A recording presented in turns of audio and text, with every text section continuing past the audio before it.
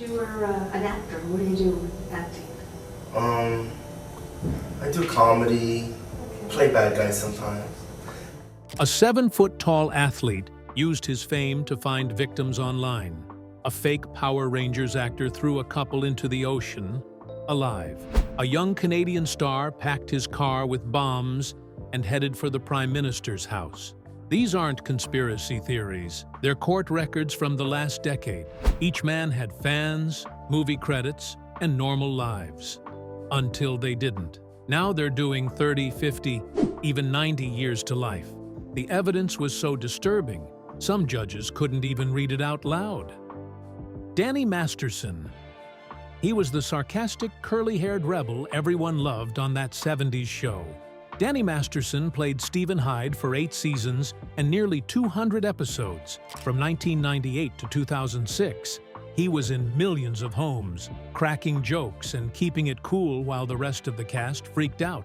Born in 1976, Masterson had been acting since childhood, doing commercials and small TV roles before landing his big break.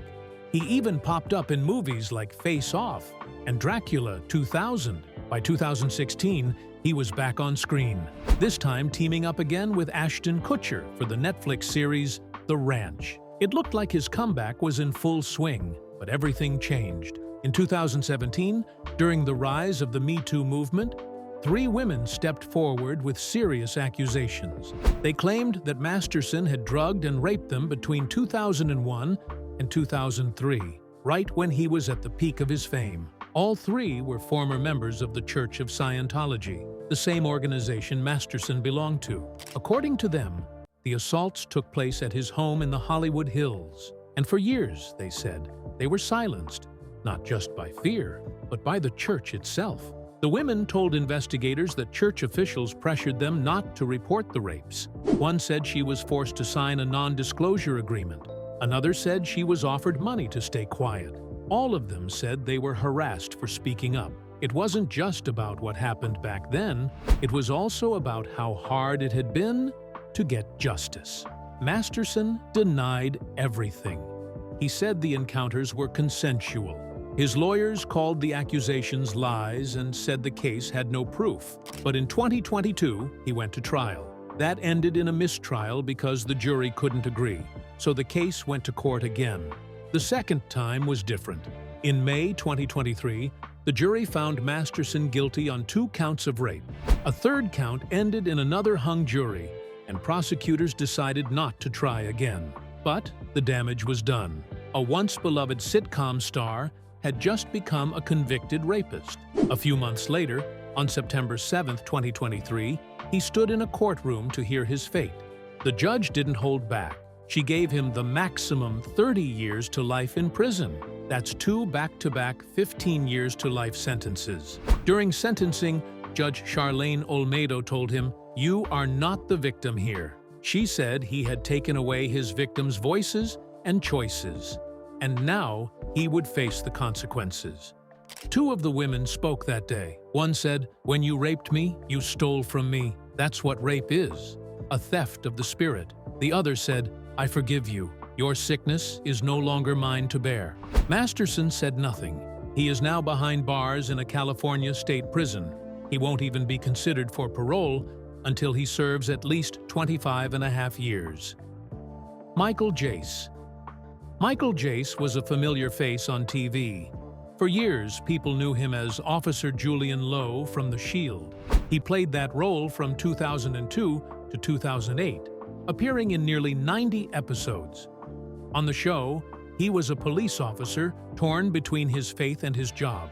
He looked serious, moral, and committed to doing the right thing, even in a corrupt team. Before The Shield, he'd already built a career with roles in big films like Forrest Gump, Boogie Nights, and The Fan. He even played Michael Jordan in a 1999 TV movie. For many viewers, Jace was the kind of actor you'd trust to play a man of the law. But the real Michael Jace was hiding something far darker.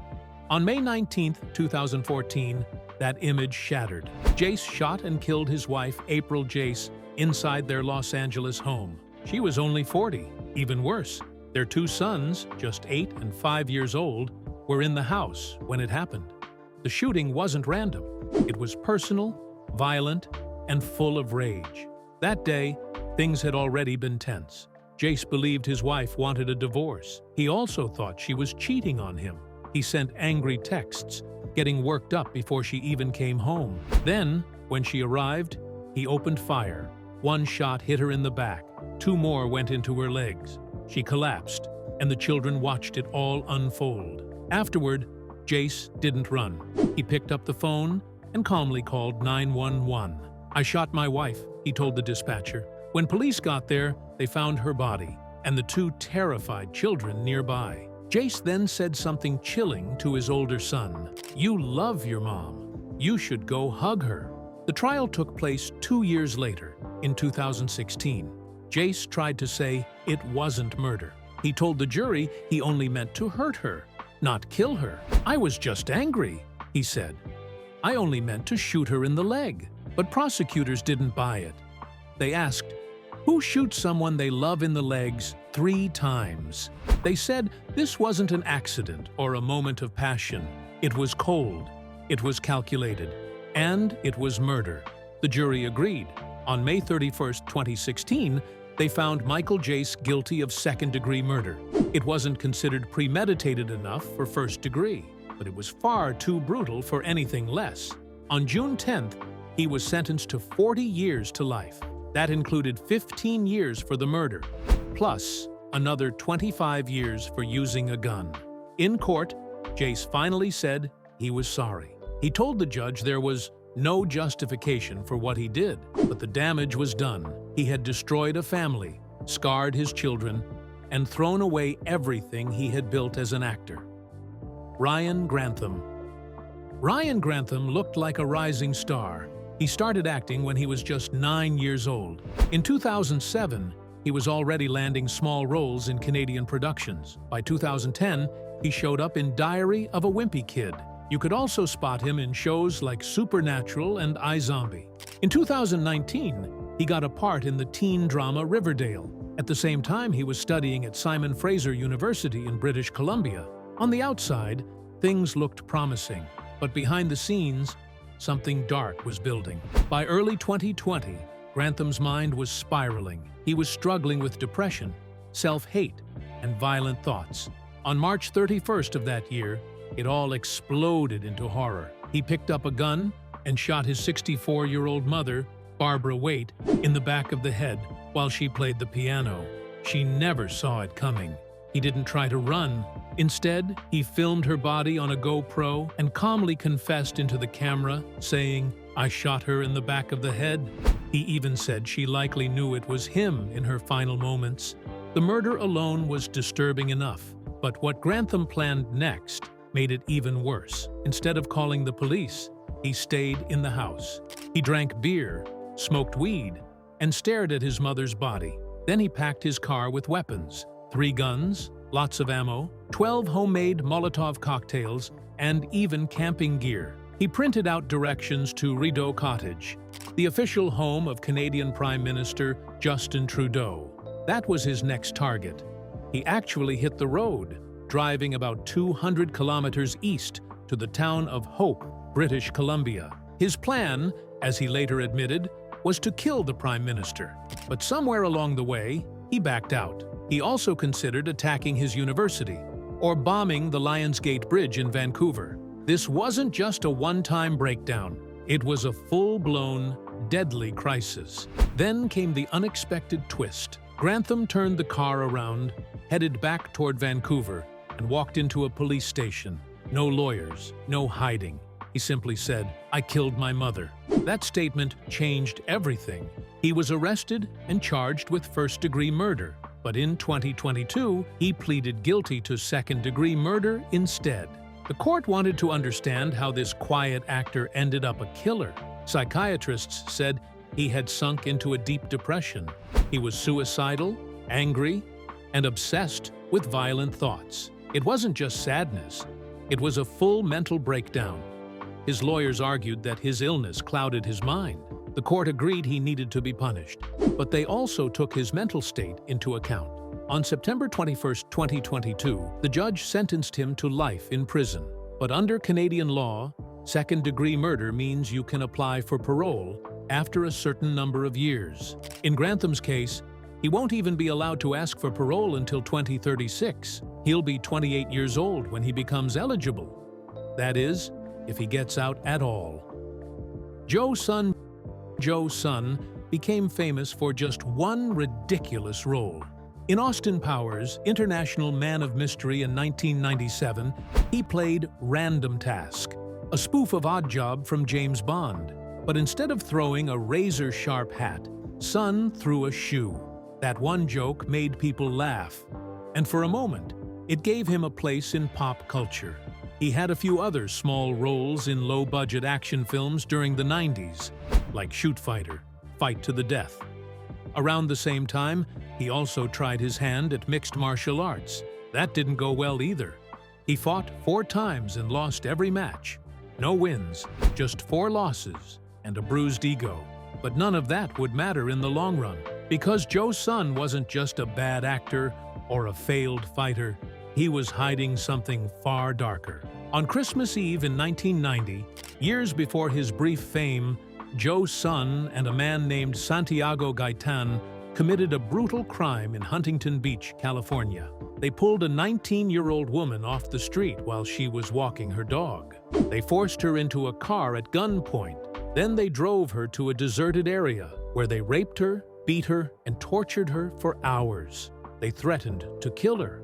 When they were done, they left her naked and terrified by the roadside. For years, the case went cold. Joe Son lived his life, got movie roles, and even appeared on television. No one suspected a thing. But in 2008, everything changed. He was arrested for felony vandalism. It seemed minor, but as part of his probation, he had to give a DNA sample. That DNA matched the evidence from the 1990 attack. It should have been enough to put him away forever. But there was a problem. Too much time had passed. The statute of limitations on the rape had expired. Prosecutors couldn't charge him for the sexual assault. But the details were so horrifying that they charged him with kidnapping and torture instead. In 2011, a jury found him guilty of torture. The prosecutor called it one of the most horrific cases they had ever seen. In September that year, Joe Son was sentenced to life in prison with the possibility of parole. But even that wasn't the end. Just 1 month later, while waiting to be transferred to another prison, Joe Son murdered his cellmate. His name was Charles Graham. He was 50 years old. Son beat him and strangled him to death. At first, Son claimed it was self-defense. That didn't hold up. In the end, he pleaded guilty to voluntary manslaughter. In 2017, he was given another 27 years in prison for that killing, but it wasn't added to his sentence. It was stacked on top of it. The clock on those 27 years wouldn't even start ticking until after his life sentence ends. Bobby Bosel. Bobby Bosel was once a name in California's underground music and film scene. Born in 1947, he floated through the 1960s counterculture, playing guitar, acting in strange art films, and chasing the creative life. At just 22, he had roles in movies like Mondo Hollywood, and even caught the attention of filmmaker Kenneth Anger, who cast him in Lucifer Rising. Bosel was also asked to compose music for it, but before the project could be finished, he got pulled into something far darker. By the summer of 1969, Bosel had fallen in with Charles Manson. On July 25th, he went to the home of Gary Hinman, a music teacher and occasional drug dealer. Bosel wasn't alone. Mary Bruner and Susan Atkins, both part of the Manson family, were with him. What happened next wasn't quick. Hinman was tortured for 2 days, cut with a sword, and finally stabbed to death by Bosel on July 27th. The group smeared political piggy and Hinman's blood on the wall and drew a paw print, an attempt to blame the Black Panthers and trigger the race war Manson believed was coming. Bosel didn't get far. He was arrested just days later, caught driving Hinman's stolen car. His first trial failed with a hung jury, but by April 1970, the verdict was clear: first-degree murder. He was sentenced to death on April 15, 1970. 2 years later, California's Supreme Court overturned the death penalty, and his sentence became life in prison. While locked up, Bosel kept making music. He finished the Lucifer Rising soundtrack in 1980 and released other albums from behind bars. But his creative work didn't wipe away the crime. Over the decades, he's been denied parole again and again. By 2016, it had happened at least 18 times. In January 2019, a parole board approved his release, but California's governor shut it down. He called the killing heinous and said Bosel still lacked real understanding of what he had done. Then, in 2025, another parole board said yes again. But this decision, like the last, still hangs in limbo. It must go through the full board and the governor. For more than 50 years, Bobby Bosel has remained in prison, an artist forever tied to one of the most terrifying cults in American history. Khalan Walker, better known as KR, looked like the future of entertainment. Born in 1995, he had the moves, the look, and the connections. He started as a rapper, then broke into film and TV. In 2017, he appeared in Kings with Halle Berry and Daniel Craig. A year later, he landed a major role in the remake of Superfly. He was also cast in the BET legal drama In Contempt. On paper, his career was taking off. But behind the screen, a different story was unfolding. Since 2013, Walker had been using social media to contact young women, mostly models and aspiring performers. He offered to help with their careers. Instead, prosecutors said he assaulted them. The pattern was chilling. He would gain their trust through Instagram or Twitter, invite them for meetings, and then abuse them when they were alone. The charges stacked up quickly. In September 2018, police arrested Walker. As more women came forward, the case grew. Prosecutors described him as a manipulator who used his fame as a trap. One warned jurors that they would see a dark side of him. By April 2022, the verdict came in. He was 27. A Los Angeles jury convicted him of 3 counts of forcible rape, 1 count of assault to commit oral copulation, 2 counts of statutory rape, and 2 counts of rape by intoxication. He was found not guilty on a few other charges, but the damage was already done. On October 17, 2022, Judge Joseph Brandolino gave his final word: 50 years to life in prison. The judge also ordered Walker to register as a sex offender for life. His lawyer called the sentence draconian and said they would appeal. But the ruling made one thing clear: Walker's career was over. The man who once starred in major films is now serving what could be a lifetime behind bars. Skyler Deleon once claimed to be a child actor. In truth, his only known role was a tiny background appearance on Mighty Morphin Power Rangers in the early 90s. Blink and you'd miss him. But by the time he made headlines again, it had nothing to do with acting. Born in 1979, Skyler wasn't chasing fame anymore. He was chasing money, and he didn't care how many people had to die for him to get it. It started with John Jarvis in 2003. Deleon met him during a short stint in jail. Later, he convinced Jarvis to invest $50,000 in a fake deal in Mexico. When Jarvis showed up, trusting and unaware, Deleon cut his throat and left his body on the side of a road. No remorse, just a plan for fast cash. But the next murders would be even colder. Tom and Jackie Hawks had worked hard their entire lives. They retired, bought a 55-foot yacht called Well Deserved, and settled in Newport Beach, California. In November 2004, they decided to sell the boat and move closer to their grandchild. That's when Skyler Deleon came calling, posing as a wealthy buyer. He didn't come alone.